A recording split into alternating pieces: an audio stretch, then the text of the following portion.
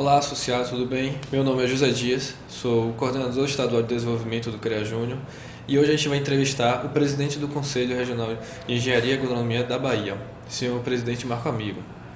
Ele tem 59 anos, nasceu em 3 de agosto de 1957, no bairro de Catumbi, Rio de Janeiro. Estudou na escola pública, no bairro onde nasceu, e posteriormente cursou ensino técnico em mecânica pelo Cefet, Rio de Janeiro. Se formou em Engenharia Mecânica pela Universidade Federal Fluminense, a UFF, em 1980. Foi engenheiro mecânico da Petrobras, dedicando 36 anos de sua carreira à estatal, indo de 1980 a 2016. Ocupou o cargo de conselheiro federal e diretor do CONFEA de 1998 a 1999. Foi coordenador do Colégio de Presidentes do CREA em 2015 e diretor administrativo da Mútua em Brasília, de 2006 a 2008. Ele está em seu 4º mandato como presidente do CREA Bahia, sendo o primeiro e o segundo mandato de 2000 a 2005 e o terceiro e o quarto de 2012 até atualmente. Muito obrigado, presidente, pela presença e pela oportunidade que você está nos oferecendo, tanto ao CREA Júnior como para os nossos associados. Gostaríamos de fazer algumas perguntas que foram enviadas pelos associados dos diversos lugares da Bahia. A nossa primeira pergunta, gostaria de agradecer ao estudante Edson Luiz, estudante do 7º período de Engenharia de Petróleo da Unifax, em Salvador, por ter enviado a seguinte pergunta. Presidente, o senhor se imaginou presidente do CREA quando resolveu ingressar no Conselho e por que tomou a decisão de entrar no Conselho? Muitas vezes nós fazemos coisas que, na verdade, não tínhamos programado para isso. No início da minha carreira, eu era muito metódico para escolher as coisas. E isso aconteceu na década de 80. Muitas das pessoas que vão me ouvir não estavam nascidas naquela época. E ao contrário do que poderia se pensar, não foi algo que eu fiz assim, eu desejo entrar no CREA, não foi nada disso.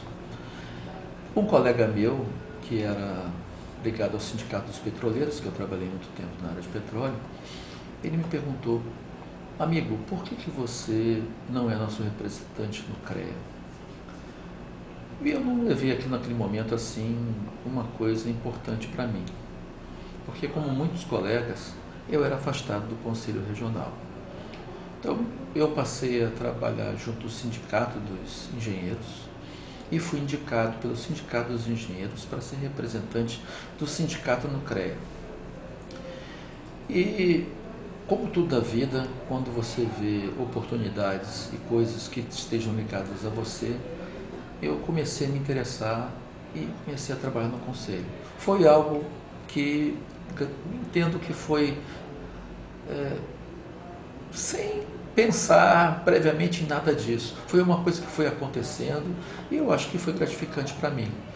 Muitas coisas na vida não são organizadas pela nossa racionalidade, mas eu acho que essa não é uma boa entrada. Todos aqueles que perguntam isso devem pensar o seguinte, trabalhar junto a entidades profissionais e junto ao conselho é uma necessidade. De alguma forma, nós temos que nos aproximar e nos organizar. Para mim não foi organizado no início, mas ao longo do tempo foi gratificante e eu diria que não me arrependo em nada disso. Vamos à segunda pergunta. Gostaria de agradecer a Leonardo Machado, estudante do 3º período de Engenharia de Produção da Faculdade Pitágoras, Feira de Santana. Presidente, quais as diferenças entre a atuação do Conselho quando foi criado e atualmente, e como poderá ser no futuro? O Conselho ele foi criado em 33, então nós temos mais de 80 anos. Naquela época, o número de engenheiros era muito pequeno. Imagine só, um engenheiro chegar em Tocantins. O que era Tocantins naquela época? Um lugar muito menor do que é hoje, ou em qualquer lugar, até do interior do estado da Bahia. Então você teria lá o padre, o prefeito, o médico, o juiz e um engenheiro. Então, naquele momento, a nossa profissão era totalmente diferente do que é hoje dentro da sociedade. Eu não diria felizmente, eu diria infelizmente, porque já naquele tempo a carência era muito grande. O Conselho era uma instituição burocrática e voltada para o seu fim, que era registrar profissionais e fiscalizar o exercício da profissão. Tarefa muito mais fácil do que é hoje, numa sociedade tão menor do que a nossa é. Como é hoje o Conselho? O Conselho é uma instituição que faz isso que está lá na lei, já a lei de 66, a 5.194, mas ele não se limita à leitura direta da legislação. Nós buscamos influir dentro da sociedade na direção dos nossos interesses e dos interesses da sociedade. É necessário que a sociedade perceba a importância dos profissionais para que eles possam atuar plenamente dentro dessa mesma sociedade. Então, hoje, nós fazemos muitos eventos e fazemos serviços de interesse social.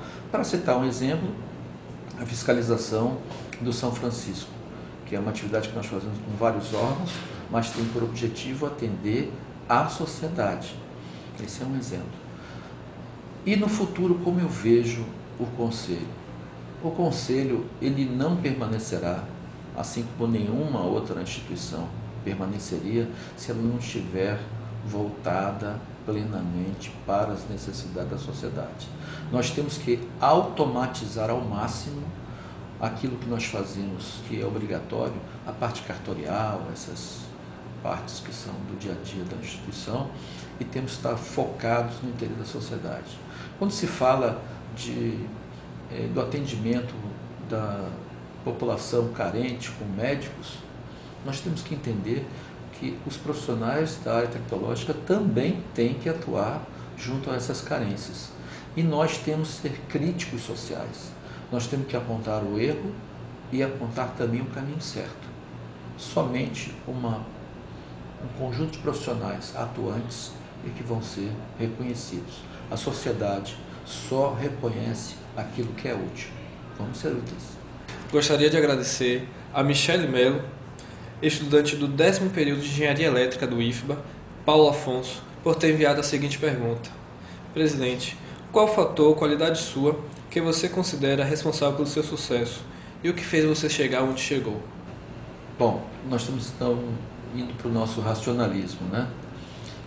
O que eu tenho de melhor em mim? Eu acho que eu tenho uma capacidade boa de me comunicar com as pessoas e aproximar as pessoas. Então isso, para quem trabalhar com o público, é uma coisa importante. Quanto mais distante você está, pior é. Então, qualquer engenheiro, ele tem que desenvolver essa habilidade. Muitas vezes a gente acha que, não, na engenharia eu vou sentar na minha cadeira e exercer minha profissão ali quietinho. Ledo engano, nós somos seres sociais. Nós temos que trabalhar com o outro, nós temos que nos aproximar. Se não trabalharmos dessa forma, quem é que vai se aproximar da engenharia, da arquitetura, da agronomia, de todas as profissões da área tecnológica? Não só das que estão dentro do conceito profissional. Então, o profissional, ele tem que ter essa habilidade. Eu acho que essa é uma habilidade que eu desenvolvi ao longo do tempo. Ela não é uma atividade inata. Eu era bastante tímido, bastante reservado. Isso ainda aparece na minha forma de ser, mas eu superei isso. Então, a minha capacidade maior, voltando ao início da pergunta, é a capacidade de superar as minhas limitações. Nós temos que ter essa capacidade. Inteligência todos temos. Ninguém chega a um curso de engenharia e se forma engenheiro, ou se forma agrônomo, geólogo, geógrafo, meteorologista, técnico, se ele não é capaz. A pessoa, com suas capacidades, chega a um determinado estágio de sua vida e pergunta: aonde estão minhas limitações? O sistema de ensino, ele define como ele acha que você deve ser, mas você tem que definir como você quer ser e trabalhar nessa direção. Minha maior virtude, eu acho, é buscar vencer meus desafios, perceber minhas fraquezas e trabalhar na direção dela. É isso que me levou ao sucesso que eu tenho. Agora, o sucesso não é ser presidente de CREA. Olhando para trás, o sucesso é fazer tudo o que eu consegui fazer sozinho e com a ajuda dos meus amigos. E eu tenho vários outros sucessos e muitos outros fracassos, porque o fracasso também leva a gente ao sucesso. Você com seus erros aprende. Então, a vida é uma experiência que você não pode colocar numa frase, mas se eu posso colocar isso numa frase, é a capacidade de se erguer e continuar em frente na direção dos seus objetivos. É a maior virtude que eu tenho. Muito obrigado, presidente, pela resposta. Vamos à quarta pergunta. E eu gostaria de agradecer novamente a Michele Melo, estudante do 10º período de Engenharia Elétrica do IFBA Paulo Afonso, por ter enviado a seguinte pergunta. Presidente, qual é a sua maior lição de vida e o seu maior aprendizado? Olha, a gente apanha tanto na vida e aprende tanto com isso que é difícil dizer qual é o meu maior aprendizado. Mas eu diria que eu não vou ficar com um aprendizado, eu vou dizer 2 ou 3 coisas que foram importantíssimas para mim. O primeiro é evitar trabalhar sozinho. Em muitos momentos eu assumi riscos e assumi responsabilidades que eu poderia ter dividido com outros. Eu acho que as pessoas têm que saber dividir. O orgulho é um mau companheiro. Então você tem que dividir responsabilidades, confiar nos outros. Mas escolher em quem confiar também é uma habilidade que você tem que desenvolver. Porque a gente tem que saber com quem vai dividir isso. Eu diria que a minha maior lição é trabalhar com os outros e aceitar as fragilidades dos outros e aceitar que errar é parte do aprendizado na vida. Bom, essa capacidade que está intimamente ligada à capacidade de aproximar as pessoas e coordená-las é uma atividade que é uma característica que todo engenheiro tem que desenvolver. A minha maior lição, então, é que nosso conhecimento não vem do dia para a noite, isso é fruto do esforço e que a gente tem que aprender a trabalhar com a competência dos outros. Isso é inerente à engenharia. Então, nós vivemos em sociedade e o engenheiro ele não pode se transformar numa ilha. Muitas vezes, por orgulho, até por formação, dizem que os engenheiros são autistas. Eu não acredito nisso. Mas, da forma que trabalhamos, nos comportamos dessa forma muitas vezes. Então, vamos trabalhar junto. É o que constrói a sociedade e é o que nos vai garantir o futuro. Muito obrigado, presidente. Vamos à quinta pergunta. E eu gostaria de agradecer ao estudante André Souza, estudante do 3º período de Engenharia Civil da Unime Salvador, por ter enviado a seguinte pergunta. Como é o funcionamento do CREA de uma forma reduzida? Essa é uma pergunta grande, viu? Mas eu vou tentar dar uma resposta pequena. Olha, o Conselho funciona com várias autarquias federais. Ele é uma autarquia federal. Então, o Conselho, ele tem suas responsabilidades legais, como todos os demais conselhos, que ele cumpre. Então, quais são as obrigações do Conselho? Registrar profissionais e empresas, de todas as profissões ligadas a ele. Ele tem que fiscalizar a profissão. Isso é o básico. Então, o Conselho, ele recebe os estudantes ou profissionais estrangeiros e outros com dupla formação, com seus diplomas, faz o registro e acompanha o histórico da vida profissional desses profissionais. Essa é a função básica, são as funções orgânicas. Como o Conselho funciona para ele? Como ele faz isso? Para ele fazer isso, ele criou uma grande estrutura, né, que ainda cresceu mais com o tempo, em que ele pega profissionais que não são remunerados. Eu, por exemplo, não sou funcionário do Conselho.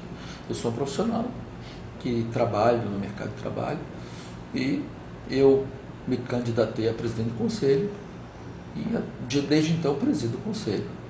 Então, presidente, conselheiros, inspetores no interior são cargos honoríficos. E aí nós temos os nossos funcionários, que são cerca de 200. Com esses 200 funcionários, nós fazemos funcionar tanto a sede do CREA e mais as nossas 26 inspetorias no interior. Então, quando se fala de 200 funcionários, pensa, é muita gente, mas se você dividir por 27 instalações, já não é tanta gente assim. Então, dessa forma, o Conselho consegue estar em todo o Estado, fiscalizando as atividades e realizando as suas obrigações legais. Além das obrigações legais, nós também, através dos nossos grupos de interesse, nós nos organizamos e atuamos dentro da sociedade. Fazemos eventos, palestras, fiscalizações junto com outros órgãos, enfim, uma infinidade de atividades. Como é que o Conselho, então, consegue pessoas para trabalhar gratuitamente nele? Bom, ele consegue essas pessoas através das nossas entidades representativas. São sindicatos, escolas e entidades profissionais, como, por exemplo, de engenharia, sindicatos de engenheiros e outras. Com esse número também que não é pequeno de pessoas, nós conseguimos atuar em toda essa gama de trabalhos que vocês já viram. Agora, mais informações, a pessoa vai ter que entrar no site do CREA, né, gente? Porque vai ser difícil resumir tudo isso, mas são muitos serviços que nós fazemos.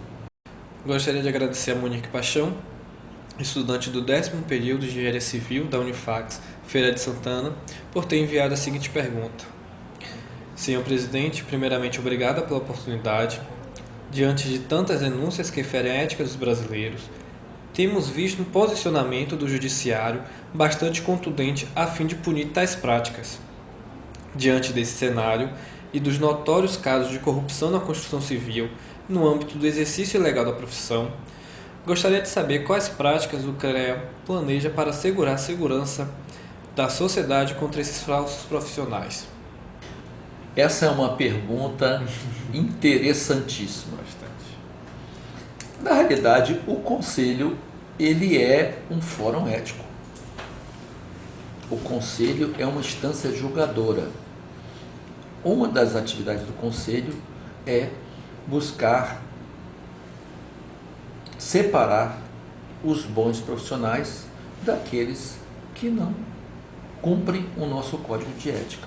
Nós temos um código de ética, vocês, quando se formarem, ou aqueles já formados, farão juramento. O juramento não são meia dúzia de palavras que estão entre você e o diploma. Não é isso. Na realidade, é uma forma de se relacionar com a sociedade. É para que eu sou engenheiro. Não é diferente com as outras profissões. Todo mundo que vai exercer uma profissão ele tem que parar e pensar. Eu sou profissional para quê? Para atender meus interesses e sobreviver. Ótimo, que bom, mas é só isso? Então, você, na verdade, poderia viver num aquário. Nós não vivemos num aquário. Mesmo antes da Lava Jato ou depois que a Lava Jato terminar, nós temos sempre que nos posicionar. O que o CREA está fazendo com relação aos profissionais da Lava Jato? Eles estão sendo processados também dentro do Conselho. Estão sendo abertos processos éticos e eles poderão ser apenados. Aqueles que tiverem um relacionamento menor com esse processo poderão ter advertência pública, reservada ou pública. O que é uma advertência reservada?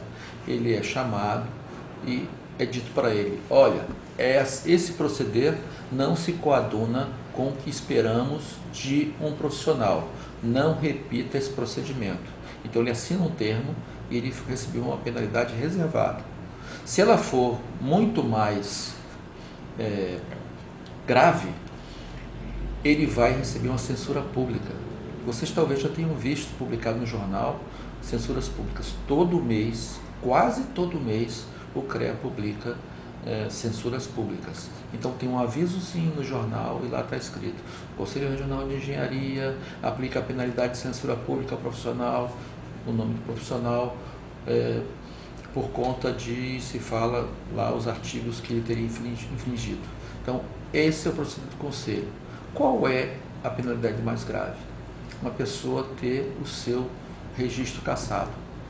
Então, aí ele não poderia mais exercer a profissão de engenheiro, de agrônomo, geólogo, geógrafo, meteorologista, ou técnico ou tecnólogo. Ele seria proibido de exercer a profissão. Não acontece só no OAB, acontece no Conselho de Medicina, no CREA, e se nós temos por ano cerca de 50 pessoas que sofrem penalidades. Isso não aparece na imprensa, mas é a nossa realidade. Então, nosso objetivo como conselho é que cada vez menor seja o número de pessoas penalizadas pelo Conselho Regional. Mas essa não é uma obrigação só do Conselho, é uma obrigação de todos nós. As pessoas devem se habituar a reportar ao Conselho, dizer para o Conselho quem são aqueles colegas que estão procedendo de forma errada. O Conselho, ele não é apenas ele, o órgão fiscalizador. Nós todos somos corresponsáveis pelo que acontece nas nossas profissões.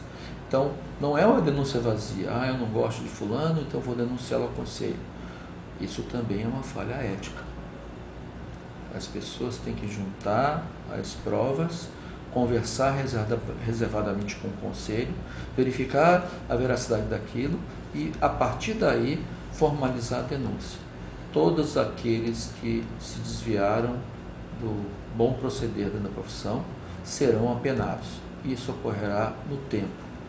Então, não há descanso, essa atividade do Conselho permanente. Bem-vindos, eu espero que todos contribuam para uma engenharia muito mais bem exercida do que nós temos no momento.